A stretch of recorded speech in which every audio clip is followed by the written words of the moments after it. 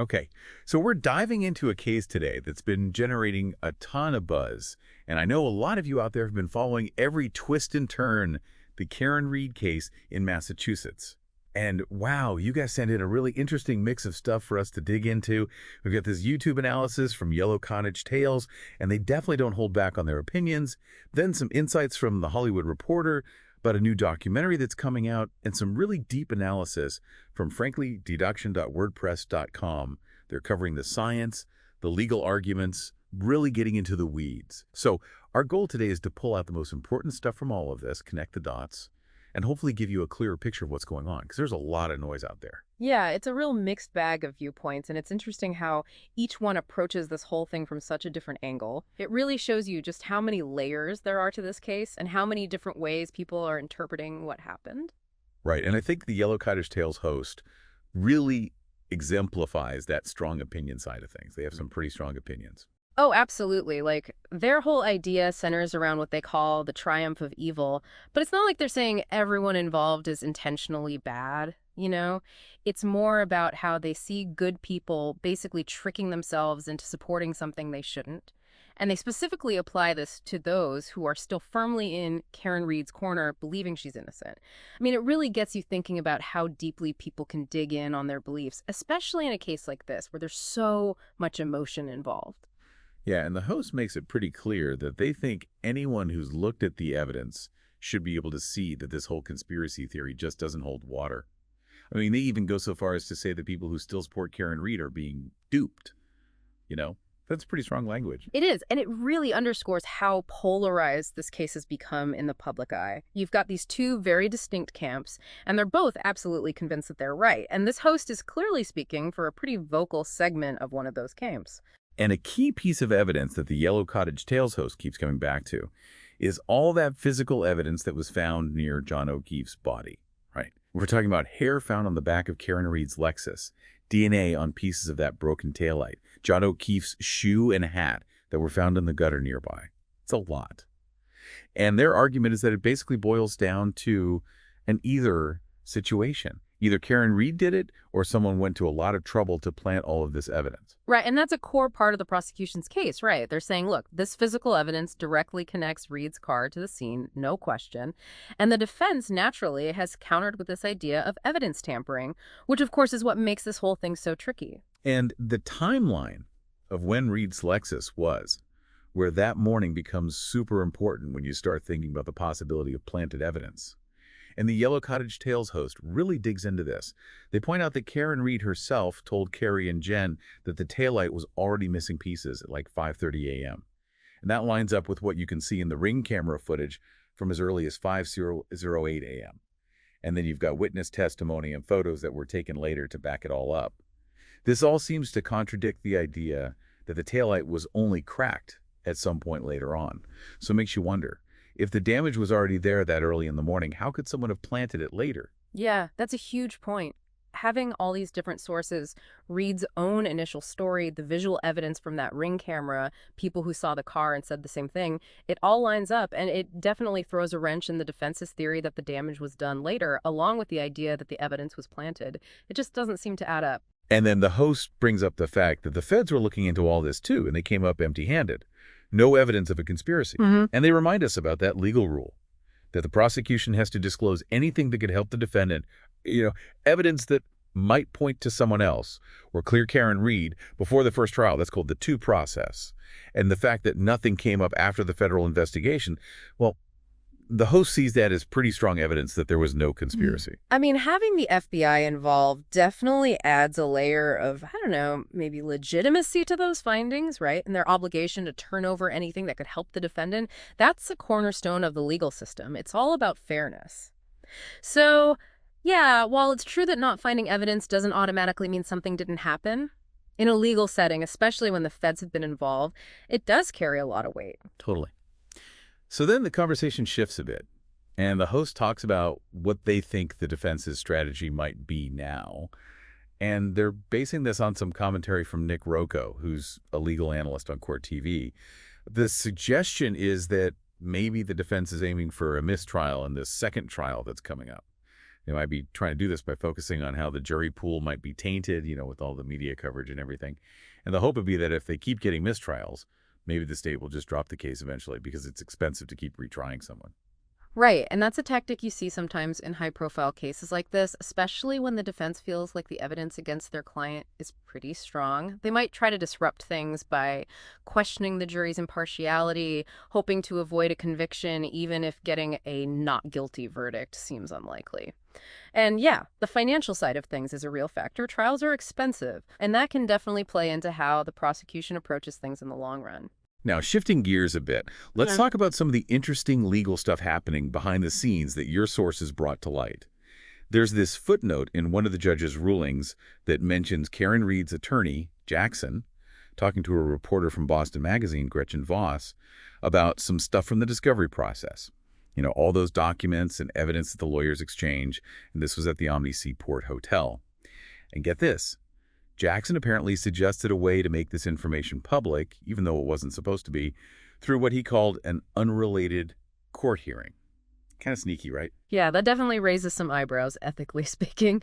All that discovery material is usually just for the lawyers involved in the case, and it's not supposed to be made public, especially before a trial. So suggesting a workaround to get it out there through some other hearing, well, it's definitely pushing the boundaries of what's considered okay. And the Yellow Cottage Tales host thinks that this unrelated court hearing Jackson was talking about was probably still within the Reed case, but just dealing with a different issue. So the idea would be to slip this information into the public record through the back door, basically. Right, so it might technically be following the rules in a very strict sense, but it still feels like it's undermining the whole point of keeping discovery confidential in the first place. And it could even be seen as jeopardizing the fairness of the trial by introducing information that's not supposed to be out there yet. It is interesting, though, that Gretchen Voss's article for Boston Magazine, which is a really in-depth piece on the whole case, didn't include any of this supposedly leaked information. Yeah.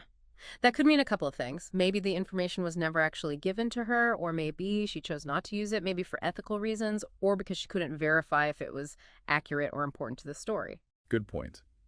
The discussion then moves on to something else that's pretty relevant here. The whole history of alleged leaks coming from Karen Reed and her legal team to this guy Aidan Kearney, who's better known online as Turtle Boy. Apparently some pretty sensitive stuff got out there, including, of all things, autopsy photos. So the Yellow Cottage Tales host speculates that maybe this whole history of leaks is influencing how the judge is making decisions now, especially when it comes to Kearney's access to discovery material through Attorney Bureau. Yeah, that makes sense. If there's a pattern of sensitive information from the case ending up in the wrong hands, a judge is going to be extra careful about who has access to what. The court has to protect the integrity of the whole process and prevent anything from getting out there that could prejudice the jury. Absolutely. Now, moving on, your sources also included some thoughts from someone calling themselves Anonymous Mass Lawyer, and they have some interesting takes on the whole trial strategy. They actually felt that the defense messed up in the first trial by not giving the jury a clear, easy-to-understand story. Right, and that's so important in any trial, but especially a complicated one like this. If the jury can't follow your logic, if they don't get your side of the story, it's really hard to create that reasonable doubt that you need for an acquittal. Exactly. And Anonymous Mass Lawyer goes on to outline what they think the prosecution might say in their opening statement if there's a second trial. They talk about the timeline, Karen Reed's blood alcohol level that night, the GPS and phone data putting both Reed and John O'Keefe at that location, that short period where Reed's SUV reversed around the time that O'Keefe's phone stopped moving, and of course all that physical evidence connecting Reed's car to the scene, the stuff with O'Keefe's DNA and hair on it. It's a lot to lay out for the jury. It is, but it paints a pretty compelling picture, right? You've got technological data, forensic evidence, and then you've got the timeline that seems to suggest a sequence of events. And that detail about the SUV reversing at that crucial moment, well, that's going to be hard for the defense to explain away. Oh, for sure. But there's this one thing about the technical data, the data from the car, that we need to clarify. So it doesn't actually give you exact timestamps, down to the second. You can match it up with the data from John O'Keefe's phone, but only within a few seconds. And that reverse acceleration event, it only triggers the system to record data for 5 seconds before and 5 seconds after. So we know roughly when that reverse happened.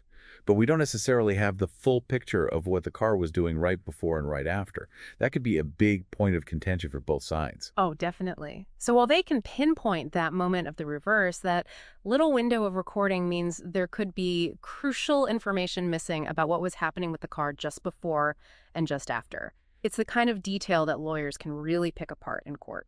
Absolutely.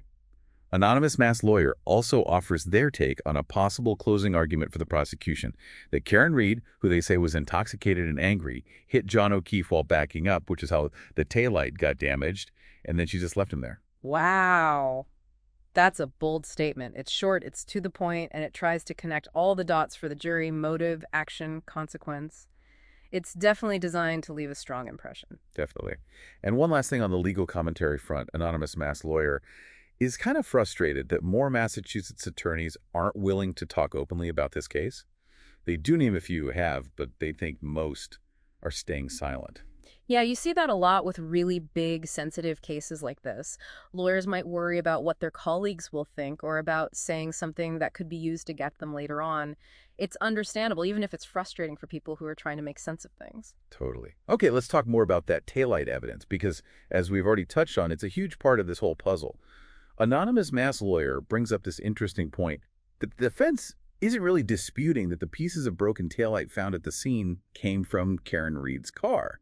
They seem to be accepting that fact. So what's their strategy? Well, according to this source, it's to argue that those pieces were planted by the state police. That's a tricky path to take, right?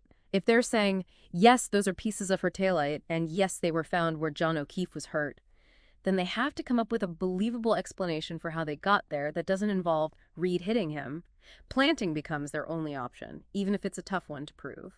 And like we discussed before, the timeline makes that planting theory really difficult to swallow. Both the Yellow Cottage Tales host and anonymous mass lawyer point out how hard it would have been for anyone other than the investigators, specifically the C team, who processed the Lexus after it was towed, to plant those pieces. And they're pretty dismissive of those wilder conspiracy theories that are out there, the ones involving Michael Proctor and a ghostly figure or whatever. They just don't think those hold up when you look at the facts and the timing of everything. Yeah, trying to plant evidence in a situation where the car is already under investigation and making it match the forensic analysis, that's a tall order. The timeline and the chain of custody of the evidence just makes it really improbable that someone else could have pulled that off. Which leads us to this theory that the ARCA crash reconstruction team came up with. These guys were hired by the federal government, remember? And their idea is that maybe John O'Keefe broke the taillight himself by throwing that cocktail glass he was carrying, the one that was found broken at the scene. It's an interesting idea trying to explain the taillight damage without involving the car hitting O'Keefe directly. Right. It's definitely an attempt to introduce reasonable doubt by suggesting another possible explanation. But as the Yellow Cottage Tales host pointed out, there's some pretty big problems with this theory. The biggest one being where they found that broken cocktail glass right next to John O'Keefe's body. Think about it. If he was holding that glass when he was hit by a car, it makes way more sense for it to end up near where he landed, not fly back towards the car and break the taillight. The physics of it, the way momentum works, just doesn't support that scenario. It seems like a bit of a stretch. Yeah, the path of that glass and where it ended up, those are crucial details that need to be factored into any reconstruction, right? It's hard to imagine it flying back towards the car with enough force to cause that kind of damage. And then there's the fact that Trooper Parr estimated the distance between where the impact probably happened and where they found O'Keefe's body to be about 15 feet. So that glass would have had to travel even further to hit the taillight and then somehow reverse direction with enough force to break it. It just doesn't add up. Exactly. The spatial relationships between everything, it just doesn't support that theory. It makes you wonder if the ARCA team really considered all of the implications of where that glass ended up. Right. Now, switching gears again, let's talk about this documentary that's coming out. Discovery ID is doing a series called A Body in the Snow, The Trial of Karen Reed, and it premieres on March 17th. Documentaries can be really powerful in shaping how the public sees a case, right? And they got some pretty incredible access for this one. Oh, for sure. They can have a huge impact, especially in cases like this that have been all over the news. And yeah, Discovery ID is calling this a uniquely rare level of access, which tells you they're going to be getting deep into Karen Reed's side of the story. Apparently, they have over 200 hours of footage of Karen Reed and her defense team. And Karen's reason for participating is that she wants to finally get her story out there in her own words, which she feels like she hasn't been able to do until now. I mean, letting the cameras follow them around that much shows a lot of confidence that they think this will help them. It's a gamble for sure, but it also gives them a chance to connect with people in a way that just isn't possible in a courtroom setting. Telling their story directly to the public could definitely sway some opinions before that second trial. What's interesting is that they also interviewed John O'Keefe's friends for the documentary. It seems like they're trying to make sure his side of the story is heard too, that it doesn't get lost in all the focus on Karen Reed. That's really important, right? It's easy to get caught up in the legal back and forth, but we can't forget that a real person lost their life here. Hearing from John O'Keefe's friends helps to keep that human element front and center. They even included Aidan Kearney, Turtle Boy, in the documentary, although it's just through clips, not a direct interview. But that shows how much influence he's had on the online conversation about this case, even though he's facing those witness intimidation charges now. And they apparently even talk about the issue of accountability or lack thereof Yeah. on social media. Yeah, including him, even if it's just through existing footage, acknowledges the role that these online voices play in shaping public perception. And that conversation about accountability on social media is a big one, especially in a case with this much attention. So the director of the documentary, Terry D. Murr, has said that she was actually surprised the defense didn't get an acquittal in the first trial. She thought their argument that someone else did it would have created more doubt. And she's really curious to see what their new strategy will be for the second trial. It's pretty telling that someone who was so close to the defense team, who saw everything they were doing, was surprised by the outcome. It shows how hard it was for them to convince the jury the first time around. And it's natural to wonder what they'll do differently now, knowing that their FOIN approach didn't work. We also learned from Terry D. Murr that Karen Reed and her lawyers were very proactive about reaching out to independent journalists, which definitely played a role in getting this case so much attention online. Right, and that shows how savvy they are about using the media to their advantage.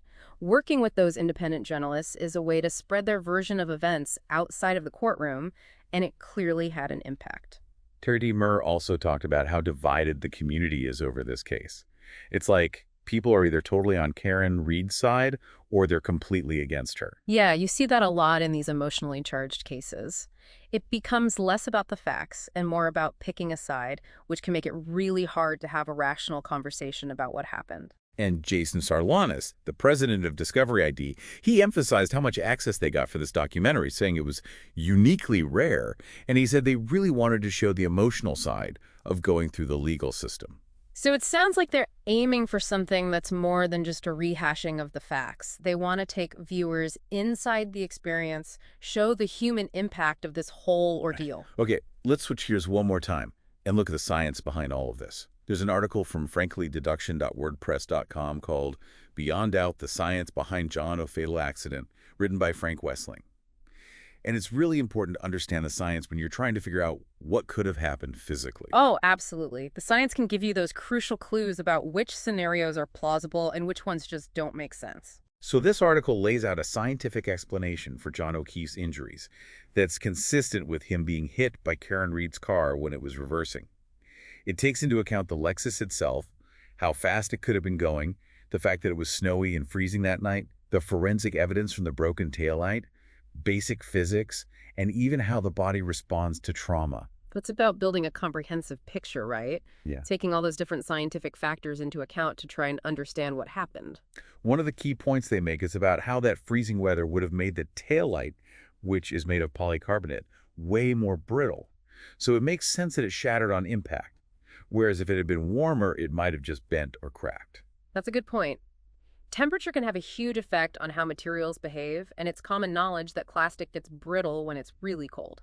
So, yeah, that could explain why the taillight shattered, even if the impact wasn't that forceful. The article then goes on to describe a scenario where John O'Keefe was hit on his right arm, which made him spin around and lose his balance. He fell, and they're saying that fall onto the frozen ground is what caused the severe head trauma, and that being out in the cold for so long probably made things even worse. Right, so they're trying to explain those really serious head injuries in a way that's consistent with maybe a lower speed impact from the car. Falling onto a hard, frozen surface like that, especially if it was uneven, could definitely cause major trauma. And what's interesting is that they're suggesting the initial impact from the taillight might not have been that bad on its own. It's the fall that they're saying was the real problem.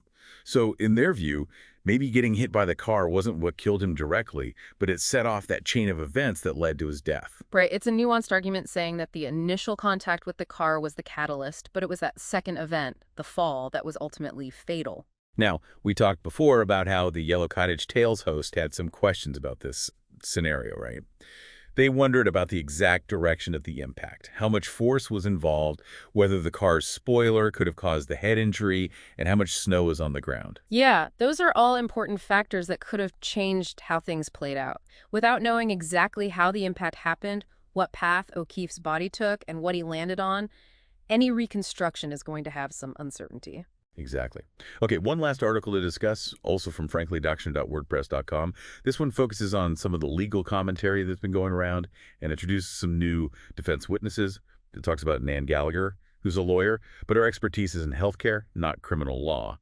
And then there's Will Lang, who this article calls the grifter. And they're pretty critical of the legal analysis that these two have been doing on YouTube, especially their comments about the judge being biased, about which expert witnesses should be allowed to testify, and about why Mark Barreau, one of the defense attorneys, was denied pro-hack vice status. That's basically permission to practice law in a state where you're not licensed because of a conflict of interest with Aidan Kearney, Turtle Boy. It's a good reminder that not all legal commentary is created equal, right? If someone's not an expert in the specific area of law involved, or if they have their own agenda, you have to take what they say with a grain of salt. Right. And this article calls out Nan Gallagher for not being a criminal lawyer and suggests that she's more interested in stirring up drama online than providing accurate legal analysis. Which is a big problem, especially these days, with so much information flying around online. People can easily get misled, especially about complex legal cases. And then there's the fact that Aidan Kearney apparently did something while being filmed by Nan Gallagher that got him slapped with a new charge of witness intimidation. So yeah, the online conversation about this case is heated, and sometimes it crosses the line. It's a good reminder that what people say and do online can have real-world consequences, especially in a case like this. Their actions can actually impact the legal process. And finally, the article mentions that the defense is planning to have 12 expert witnesses testify in the second trial, which is a big jump from the 7 they had in the first trial. So there's a lot of speculation about who these new experts are and what they might be trying to prove. Bringing in that many more experts could be a way to introduce new scientific or technical angles, or to try and poke holes in the prosecution's expert testimony. It'll be interesting to see what areas they specialize in, because that will tell us a lot about the defense's strategy. So we've covered a lot of ground today, digging into all these different sources you sent us about the Karen Reed case. That physical evidence connecting her car to the scene is still a major issue, and the defense has a real challenge ahead of them in trying to explain it away. And then we've got this documentary coming out that promises to give us Karen Reed's side of the story directly, while the scientists are trying to figure out what happened that night based on the evidence. And on the legal side, things are definitely heating up as we get closer to that second trial. It's just fascinating how many different ways people are interpreting this case. And with the documentary coming out before the second trial starts, well, that's going to be something to watch for sure. Could change public opinion, and who knows how that could affect the legal proceedings. Yeah, and the defense bringing in all those new expert witnesses, that's a big move. What are they going to focus on? Could they come up with something that really challenges the prosecution's case in a way we haven't seen before? It's going to be interesting. And the debate about how John O'Keefe was actually injured, that's not going away either. Will we get more definitive answers from the science, or is this going to remain a big question mark? And of course, we can't forget about the role that online commentary is playing in all of this. The way this case is being discussed online raises some serious ethical questions that we need to be thinking about. It's a great example of just how complex these cases can be, with all the information and opinions swirling around. So as you continue to follow this story, remember to be critical of everything you read and hear, and try to consider all the different viewpoints. What stuck out to you from today's deep dive? What are you still wondering about? Because this case really highlights how difficult it can be to find the truth when you have conflicting information and strong emotions involved.